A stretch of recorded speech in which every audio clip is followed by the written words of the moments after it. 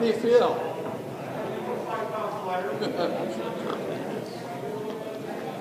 You don't like this anymore? Right, exactly. We are going to get started in less than a minute, so if you would please take your seat.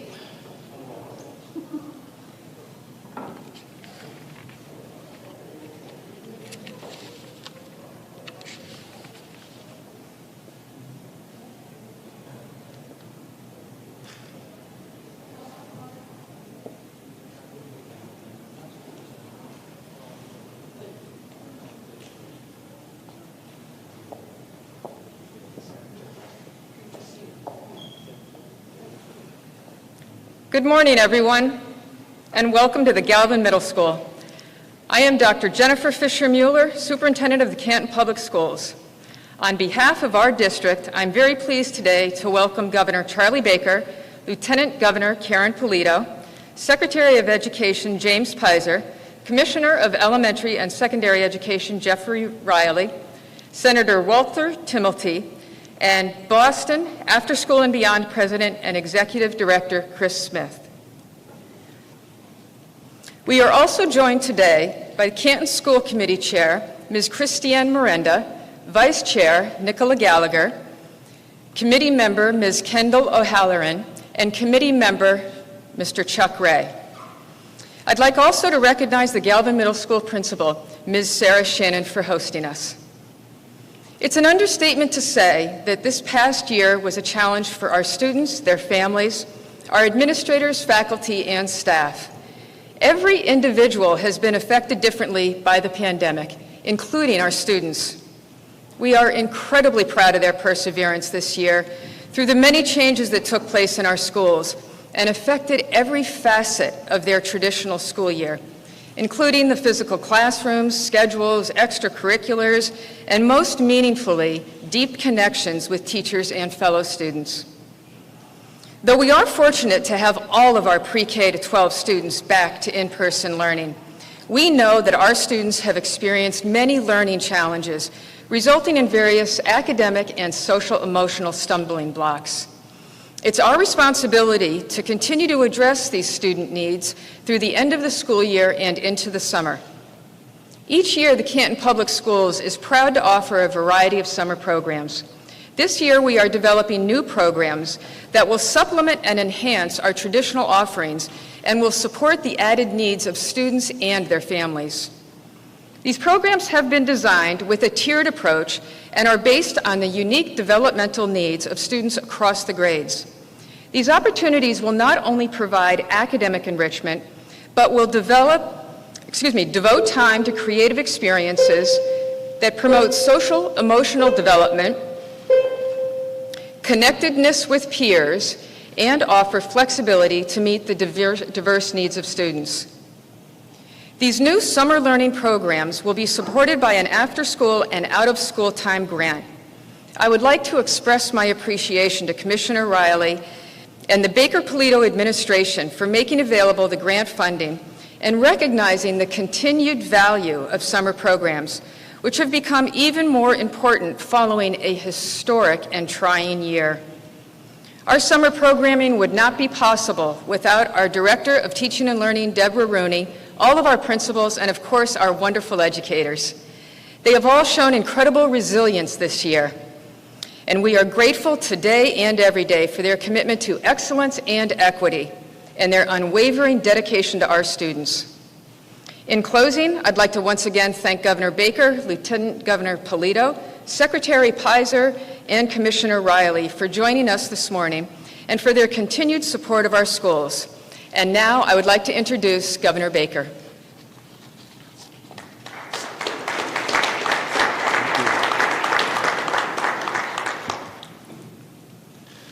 Thank you very much, Superintendent, and Senator Timilty, it's nice to see you, and to the 3 students who walked us through the building today, thank you very much for the guided tour and the observations that I'm sure you would never make to any of your teachers about how much you like and appreciate everything that goes on here.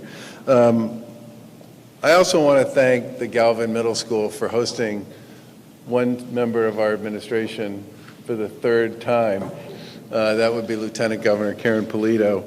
The work that's going on here is terrific, and I especially appreciated the chance to get a chance to talk to some of the kids about how much they like being able to see all of their classmates instead of just some of their classmates, which is the way it's worked off and on over the course of this very difficult year for so many. I think it's fair to say that we all know it's been a long and challenging year for teachers, administrators, parents, and students. And kids of all ages across the country and here in the Commonwealth have felt the impacts of dealing with a completely new way of learning and the impact in many respects that some of that isolation has had on their mental, social, and emotional well-being. We've been working really hard with our colleagues in the legislature and our colleagues in local government to do what we can to come up with strategies to help get kids back into the classrooms since last spring. And we've taken a number of steps over that time to help people make that happen. And I just want to say to all the folks here in Canton how much we appreciate the enthusiastic and comprehensive approach you've taken to making that happen and to getting it done. It starts, of course, with extensive safety guidance, which has clearly been the watchword here. More than $1 billion in COVID-related state and federal funding, rapid response and mobile testing capability, and a first-in-the-nation pooled testing program, which is funded not just through the end of this year, but through summer school for districts that choose to participate, which is currently serving 185 school districts in Massachusetts, including this one. And thanks so much for stepping up and participating in that program. And last month, obviously, with the help and support of the folks at DESE and Commissioner Riley, we began the process of getting all of our kids back into the classroom full-time. And by May 17th, it's our hope that all kids in K through 12 classes here in Massachusetts will be back fully in person. These efforts to bring students back to classrooms on a full-time basis wouldn't have been possible without the collaboration, imagination, and creativity of our administration and so many school departments, school committees, and school leaders across the Commonwealth. And now that people are heading toward what we might call the final turn before the end of the year in the summer break, I just want to make everybody aware of the fact that we are taking quite seriously the notion that this summer for many kids may be a little different than it's been in previous years, and that we've been working hard again with our colleagues in local government to come up with strategies to help school districts, help kids deal with some of the developmental loss that might have experienced this year during the pandemic. And while we obviously can't make up for all the days that have been lost or the classroom celebrations that have been missed, we can make up for some of the missed learning opportunities some students may have experienced over this past year. Studies continue to show that amid the school closures, many students did miss out on some fundamental issues around math and reading. And today we're announcing a full menu of options for schools to choose from to provide enhanced and expanded summer learning opportunities for students in all grades. Our administration is committing more than $70 million in funding for school districts to offer summer learning and recreational programs that can help kids grow academically and socially. And after a year of so much remote and hybrid learning, we think it's crucial to give people these learning opportunities and to give kids a chance to participate in them across Massachusetts. Under this plan, students at every grade level will have opportunities to take part in a mix of academic and recreational programs offered at schools, local community organizations, community colleges, and recreation sites. One of those opportunities will be acceleration academies, which have already proven in many parts of Massachusetts to be a powerful learning tool for kids in school districts across Massachusetts, and is something that Commissioner Riley, during his tenure both in Boston and in Lawrence, has some very direct experience with. Our administration will commit up to $25 million in grants for districts to operate acceleration academies using federal elementary and secondary school emergency response funding to make that happen. And we know that the experience here in Massachusetts, the targeted instruction from highly trained teachers and one-on-one and small groups can help students who are behind catch up academically. The academies will be much more than typical summer vacation learning camp. It'll be a multi-year program that the department anticipates will impact more than 50,000 students statewide each year. But the plan doesn't ask schools to focus merely on academics. Kids also need opportunities to play with their friends and participate in safe environment and enrichment activities. We're offering schools and community partners opportunities and funding to make these important activities happen this summer. And since last spring, as we all know, people have worked enormously hard to continuously adapt to the changes that come with this pandemic. And we think this opportunity in particular is another opportunity for all of us to work together to help give our kids some of what they may have lost over the course of this very difficult year. To the folks here in Canton, I just want to thank you again for giving us this chance to be with you today. And I especially want to say how much we appreciate the enthusiasm and the commitment and the creativity that you have all brought to what has been an enormously challenging year. And with that, I will turn it over to the Lieutenant Governor. Put my bulldog face mask back on.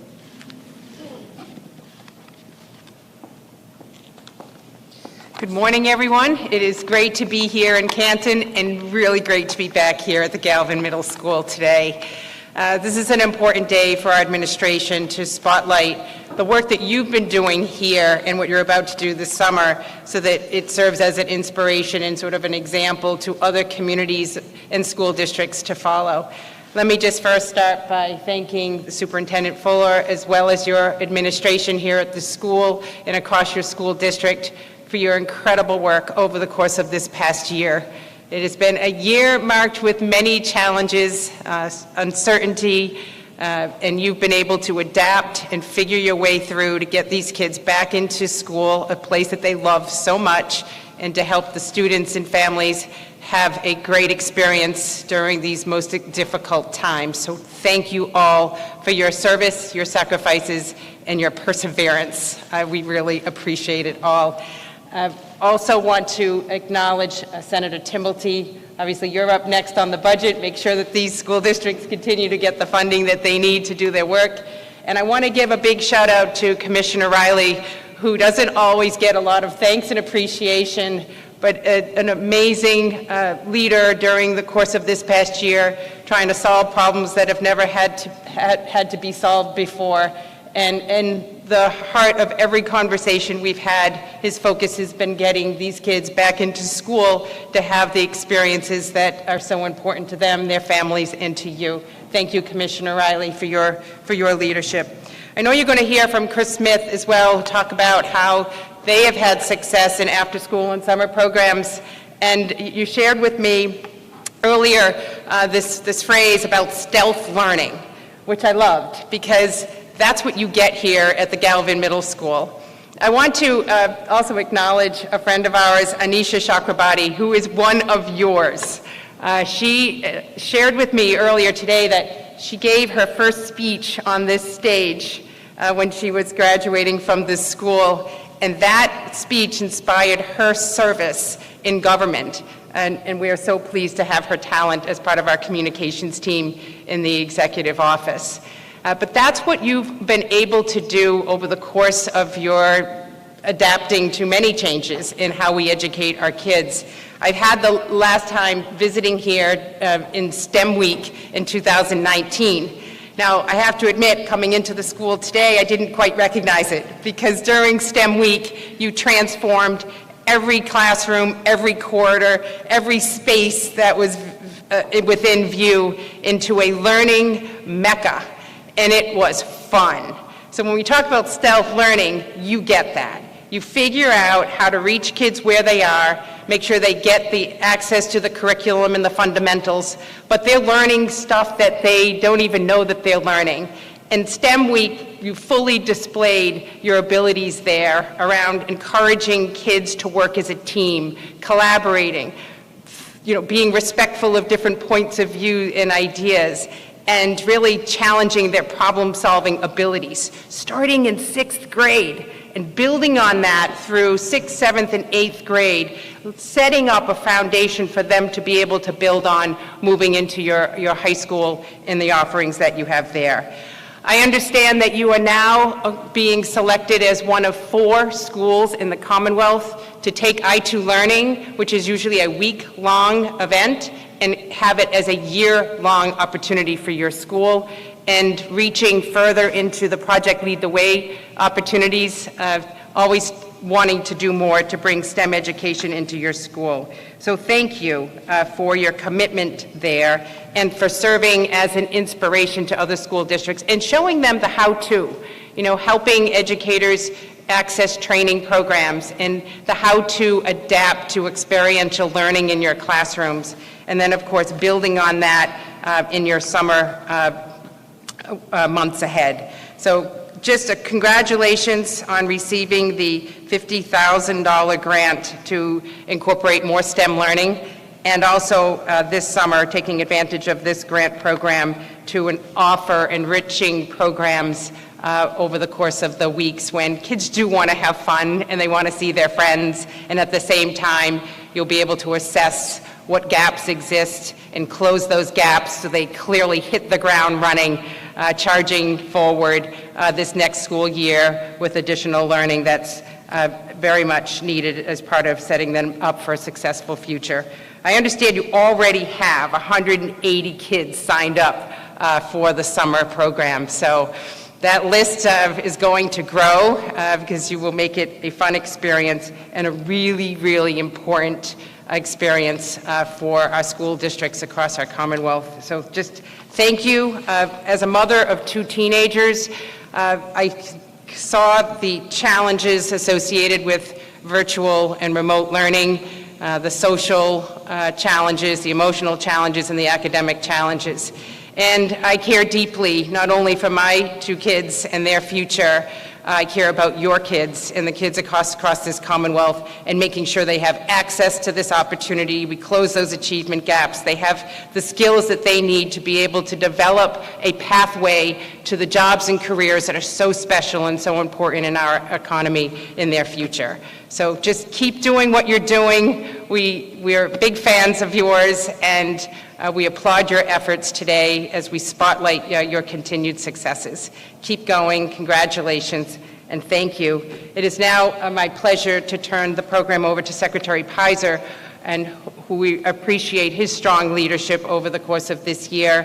He's been my partner in STEM education. We have a STEM summit next Thursday that's going to be fantastic, and we really appreciate all that you do to care for the kids of our Commonwealth. With that, Secretary Peyser.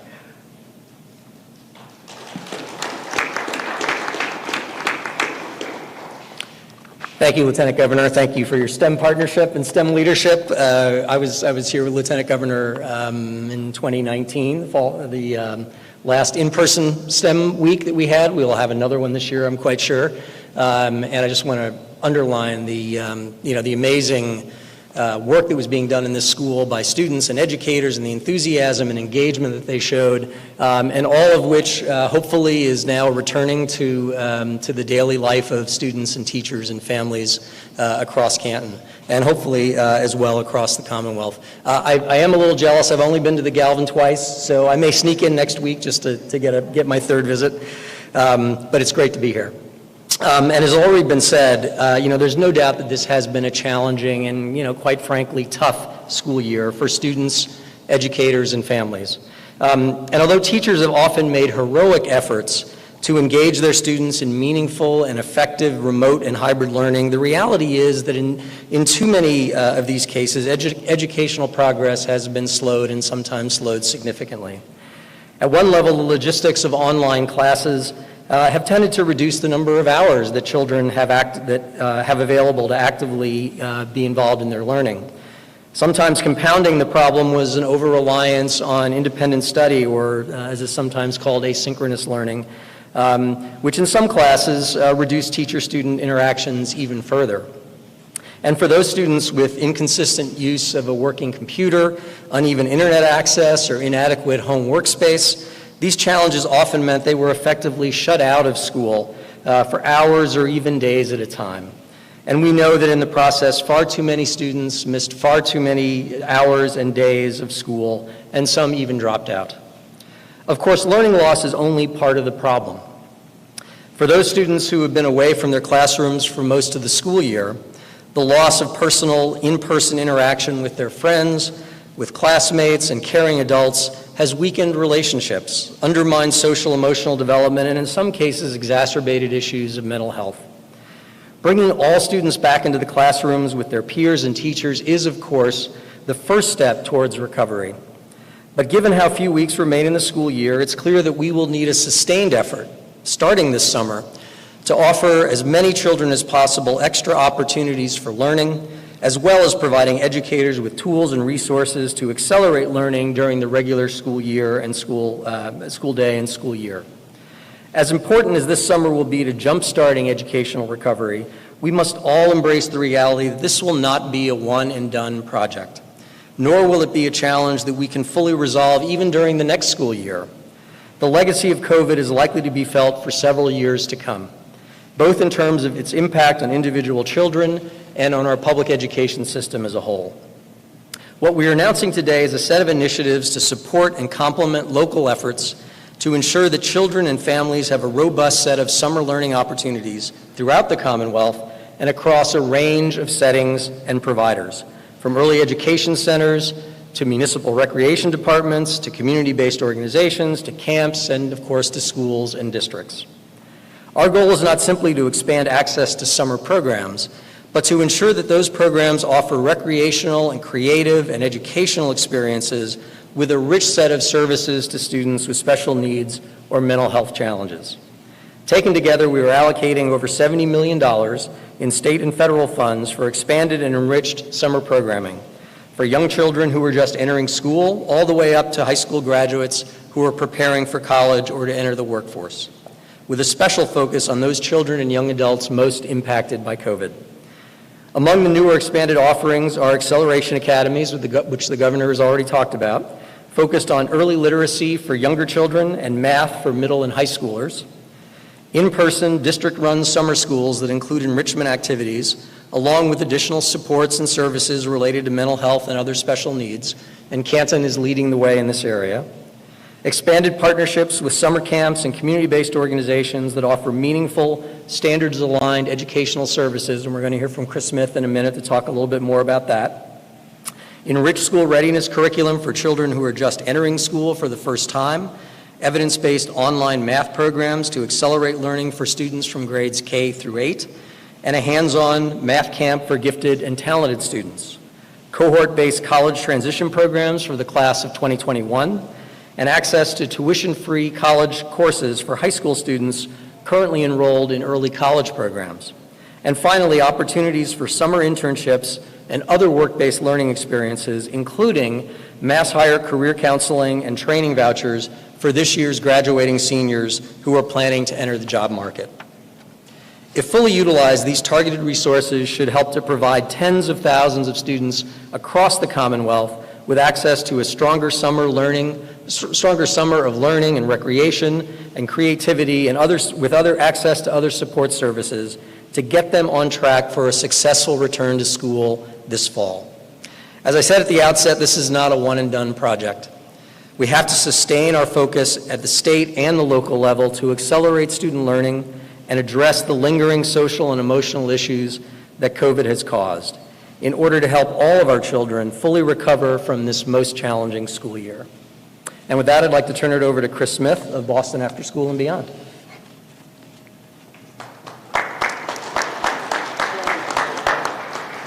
Thanks, Secretary Peyser. I just want to say that I'm grateful for the governor's and legislature's investment in summer learning, because it's about more than just recovering what's been lost. It's an investment in the future of children, not only their success in school, but also college, work, and life. And I'm grateful for the opportunity to share a little bit about how Boston has approached summer learning.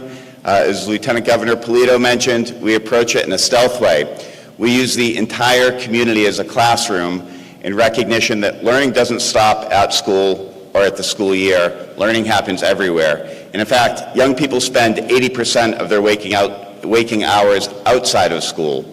So from the Boston Harbor Islands to the Blue Hills, including Camp Ponkapaug right around the corner, and on college campuses, at workplaces, neighborhood nonprofits in between, young people are coming together with their teachers for a full day of learning and enrichment.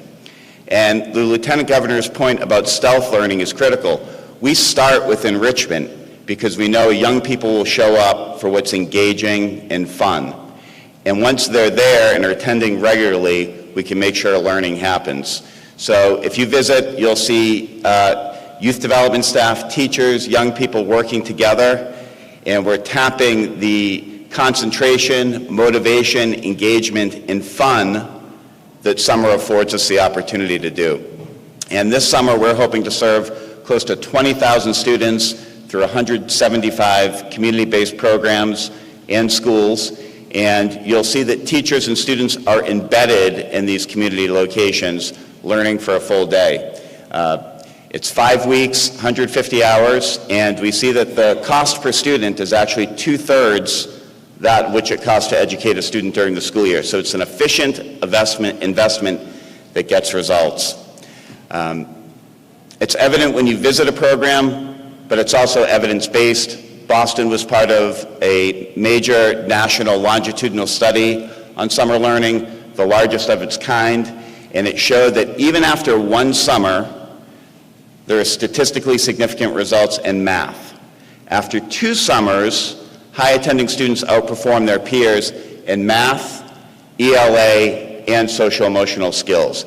And the evidence shows that those advantages actually persist over several years.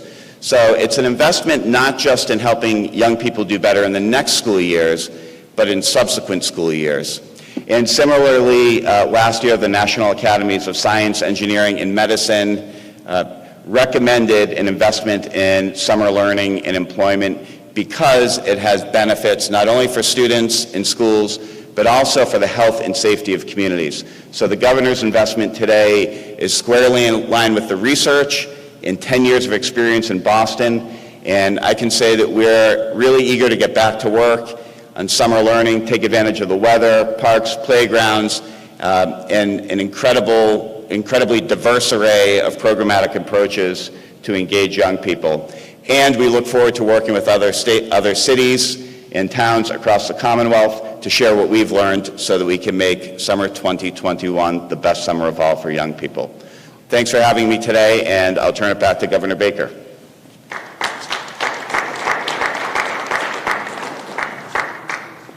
Questions? Governor, how do you ensure that this is equitable among all school districts across the state? And does it have the danger of adding to the achievement gap that kids from these well-off communities might be learning off while others don't have the opportunity? Well, I'm going to let Commissioner Riley speak to some of this because he's had firsthand experience with it in a number of urban school districts. But one of the main reasons for pursuing this initiative was specifically to try to create programming and options for many of those communities that have had a really hard time over the course of the past year with COVID and the dislocation and disruption that's come with it. I think in many ways, our view on this is that really great, Massachusetts has always had a terrific K through 12 system, but even within that system, there have always been differences between between performance among schools and student performance and all the rest. And this past year, in many ways, I think has made it harder for many of the districts that had some of the most challenging issues associated with learning, with access to technology, with kids' access to technology, home learning situations where it was possible for people to play in a remote space. And all of those issues, I think, require a significant response post-school year into the summer. 67% of the population, adult population, already fully vaccinated. It's likely going to be at some point that there's going to be an EUA from the FDA for kids over the age of 12. We have an opportunity here to make up some lost ground, and especially to make that lost ground up for kids from communities and school districts that have had the hardest time dealing with COVID in the first place. I actually view it more as a way to try to level the playing field a little bit as opposed to the opposite. But I might let Jeff speak to that.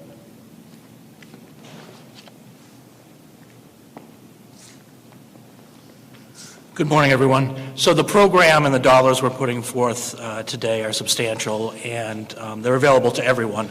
We know that in some hard-hit communities, we really want to focus in those areas.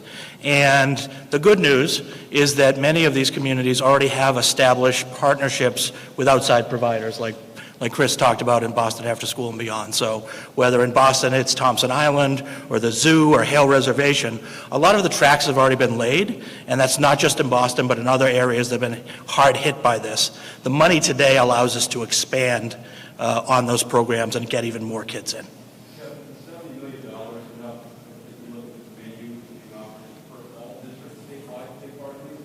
Yeah, so the different programs are available across the state for everyone to apply for. And I just want to say again that this is going to be a multi-year program. This is not a one-and-done situation. And the other thing to remember here about the financial piece is there's a lot of federal money coming in on both the state side, the municipal side, and the school side. Local communities in Massachusetts are going to get about, all in, I think it's $3 billion just on the municipal side, before you even get to the money that's coming through the ESSER program for education. And that is, we're still waiting for the federal guidance on that, but our expectation is, and we expect to get that sometime in the next 2 weeks or so, but our expectation is that local communities are going to be able to use this for initiatives and programming to deal with the negative impact of COVID. And let's face it, no one's going to dispute the fact that the negative impact of COVID on kids and on education and on schools has been profound. In addition to that, how much ESSER money is going to local communities?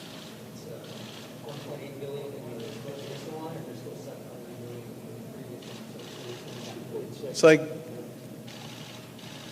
that was over $2 billion, right?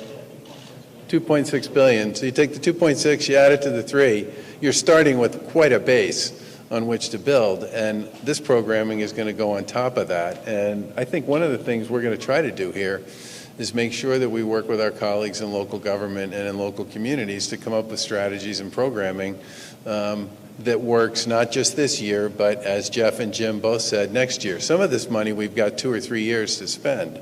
Is coming from the federal level, and if we use it well, we should be able to deal with many of the issues in a pretty robust way that Steve raised about the concerns people have about some of the learning loss that's taken place in some of the hardest hit communities. Yeah.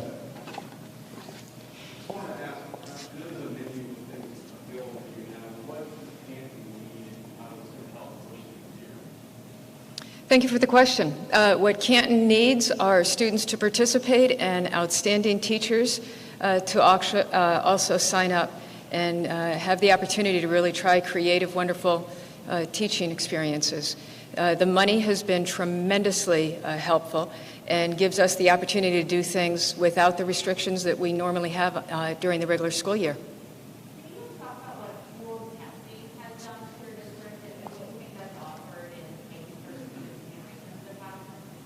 Yes, the question was about pooled testing. It's another resource that the state has provided. So free to us is the opportunity for students to for parents to actually sign a consent such that their student can be tested. And what it does is it gives us the opportunity to actually use testing as a surveillance measure. And we are challenged to actually roll it out full scale. But that's another area where we have gotten support from the state and our outstanding nurse team. Led by Lauren Pouchard. So the testing program can now roll into the summer and will be another element of support to keep the summer program safe.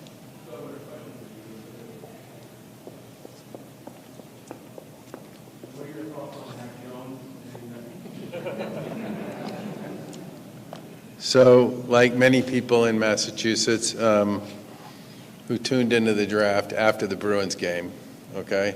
Mac Jones still being on the board by the time the Bruins or the Patriots got a chance to draft was, I think, for all of us a bit of a surprise. But the thing I admire the most about this selection and about the fit with the Patriots is Mac Jones has kind of the same story that Tom Brady had coming out of high school and college, and that story is constantly being underestimated and in many respects disrespected by many of the folks that he played football or played football for when he was in high school and in college. And I think one of the things that we learned from Tom Brady over the years was there's nothing quite like somebody who always feels like they have something to prove. And Mac Jones is clearly that kind of a player, and his performance at Alabama was mind-boggling. I can't remember the exact numbers, but it was something like 4,000 yards, 40 touchdowns, a 77% completion percentage on a team that admittedly had 7 people who were selected in the first round yesterday. But I also love the fact that he played for Nick Saban, who's obviously a very similar kind of coach to Belichick in the first place. And I think the opportunity for Mac Jones and Cam Newton to work together and to figure out how to help each of them succeed and to help the team succeed is going to be great. I'm looking forward to the rest of the draft too.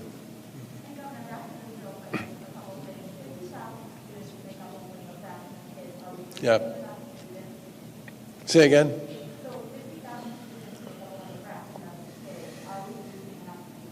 Well, that's part of the reason why this program is considered complementary to the federal money that's going to local communities and to local school districts. We expect that what's going to happen here is people will put those resources to work in a variety of different ways. And what we're hoping to do is to make these programs available in places where people don't think they have the option to put this kind of Acceleration Academy or two into the mix with whatever else it is they're up to. But I think it's our hope that people recognize and understand that there is an opportunity here to both learn from each other about programming people are doing that seems to be working and programming that seems particularly effective with certain kinds of kids, and to recognize that we are going to have to put the shoulder to the wheel on a pretty regular basis over the next few years to try to make up for all the lost learning time and all the dislocation, and especially the social isolation that came with COVID. We both got a huge kick out of just watching the kids play out in the schoolyard before we came in, and that is like that's like a rite of summer. It's just been part of the way we think about the fabric of youth and kids and growth, socially and emotionally forever. And they really haven't been able to do that for a very long time. And I think one of the things that I appreciate about the program we're talking about is it complements what other people are going to be doing, but it also brings this notion that recreational activity needs to be part of this into the mix as well. But I don't think this program is the only answer. There's a lot more going on here.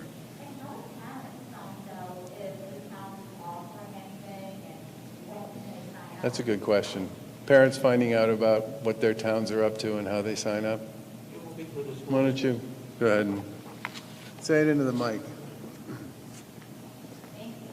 So school districts have already begun the process of putting out the information to families, so if they've not heard from their individual district, they should call the superintendents, but most of them have already put out information about opportunities for the summer.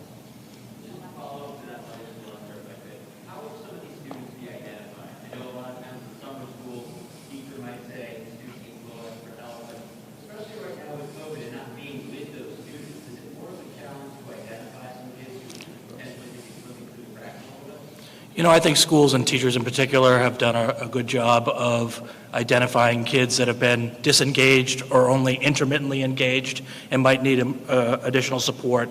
So certainly I think we're going to draw on lists from there first and foremost. There's opportunity with data and testing that will come out at the beginning of the summer to also provide some direction that could help districts pick kids for summer as well. But it's kind of a both and, what educators have seen throughout the year as well as the information we can glean from assessment.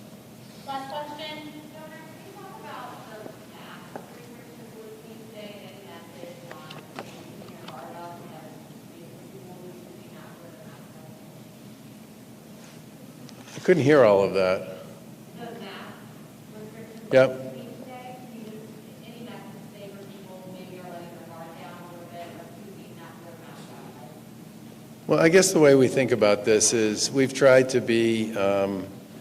make most of the guidance we've put out there and most of the advisories we've put out there pretty consistent with what I would call the data on the ground. And we do have some good news in Massachusetts on vaccinations. We're number one in the country in the percentage of our population that's been first dosed and fully dosed among all states that have more than 5 million people.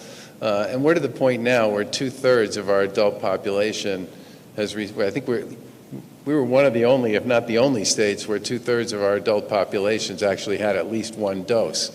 And many of the populations that we worry most about, the people over the age of 75, the people over the age of 65, the folks with 2 comorbidities, the vast majority of those folks at this point are fully dosed here in the Commonwealth. And as those vaccinations have gone up, we've seen case counts go down and hospitalizations go down. And it's our hope and expectation that people will continue to get vaccinated. Keep in mind that there are 1,300,000, there's 1,300,000 people in Massachusetts who've gotten a first dose.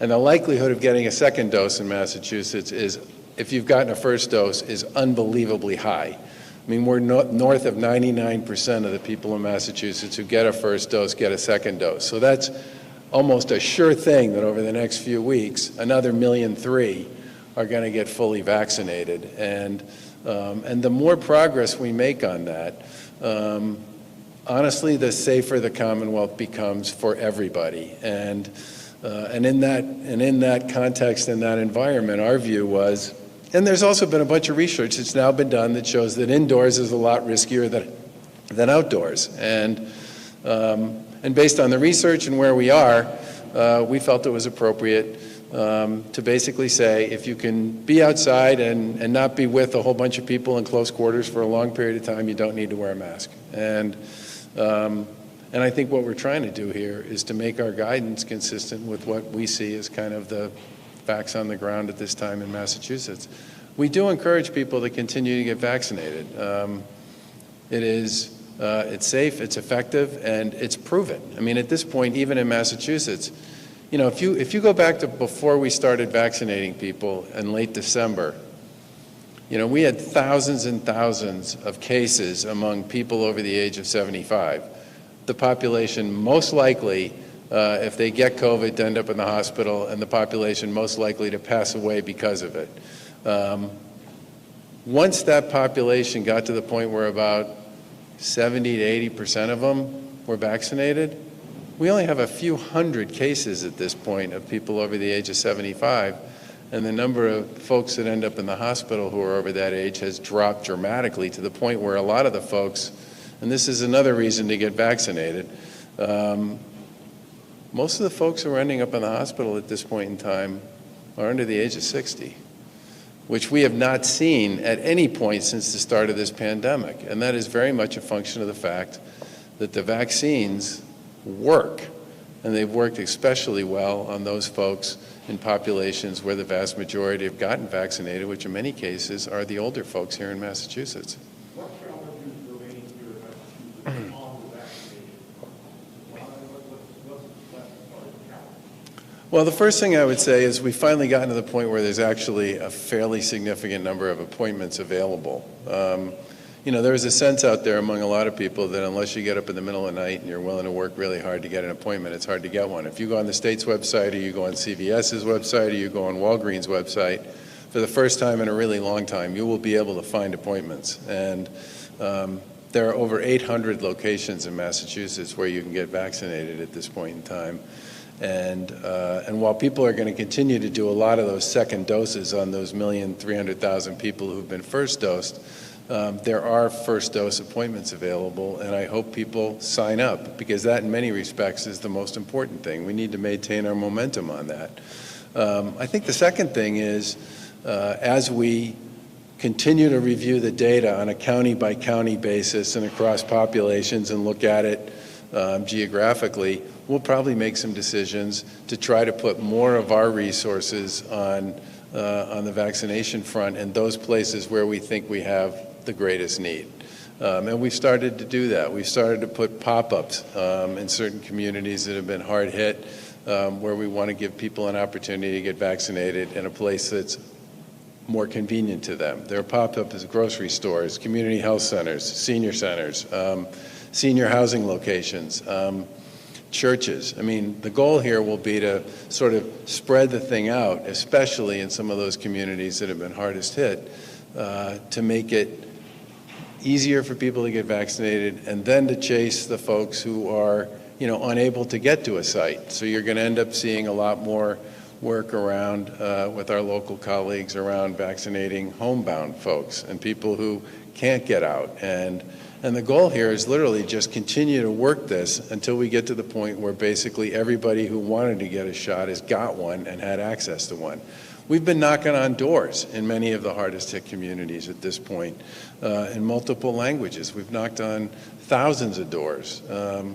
And I think in many ways, this is all part of just, you get through the big bolus of those who absolutely positively want to get vaccinated, which is why, and credit to Massachusetts that 2/3 of our adult population has had more than one dose, and that more than 99% of our people who get one get a second one. I mean, honestly, there's not another state in the country with numbers like that.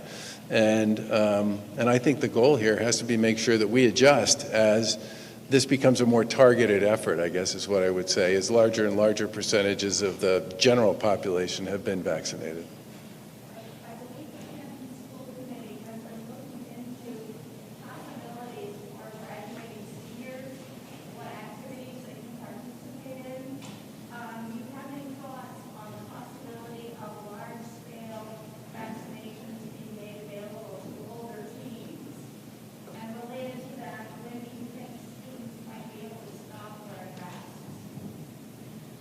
I'm not going to speculate on when kids might be able to stop wearing masks, because that's going to be to some extent based on guidance we'll get from the CDC. And I'm sure for them, that's going to be a function of how well we do with some of these other issues over the course of the next few months and into the summer. With respect to the first part, one of the things, we don't know when there's going to be some change in eligibility for vaccinations for kids under the age of 16. We know that there's currently a review being done by the FDA that involves a clinical trial that took place with Peyser, just Peyser, not Moderna, not J&J, for kids over the age of 12.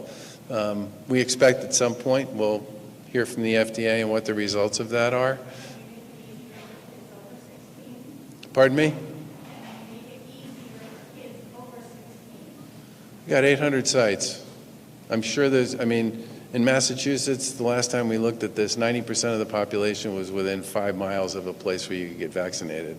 And that's not even counting the hospitals that are doing this. I do think you'll see more walk-ins, which I think for young people in particular might be a more effective way of getting them vaccinated, since they tend not to keep, let's just say they're not as rigorous about their schedule as some of the rest of us, and leave it at that. But I think we're going to continue to morph the delivery model as we have from the beginning to make it work for the populations that are left as we continue to work farther and farther into the community that remains that hasn't been vaccinated. Thanks, everybody. Going forward with, the usual year-end individual graduations, concerts, proms, what advice do you have for the school district and also? You guys know more about that, how to think about that than I do. Did you hear the question, Jeff? Graduations, proms. Yeah. So we've put out guidance regarding graduation. We do anticipate being able to hold graduations. We're recommending they be outside. Students will be able to sit 3 feet apart. Everyone else needs to be 6 feet apart. And as a former superintendent, this is often done on a football field, so I think there's going to be space to be able to do it. It's going to be a much better program than it was last year, certainly. Proms, the medical professionals are more concerned about. We said the recommendation was not to do a prom, but if you had to do one, please wait till the very end of the year to do that. The doctors are just worried about the increased respiration and singing and dancing that comes in such a short space. So I think the rules that are in DESE right now for concerts still apply. There has been, and I have heard from the choral community about relaxing some of the singing guidance. The doctors just aren't there right now. Thanks, guys. Thanks, everybody. Thanks again to the folks from Canton for having us here today.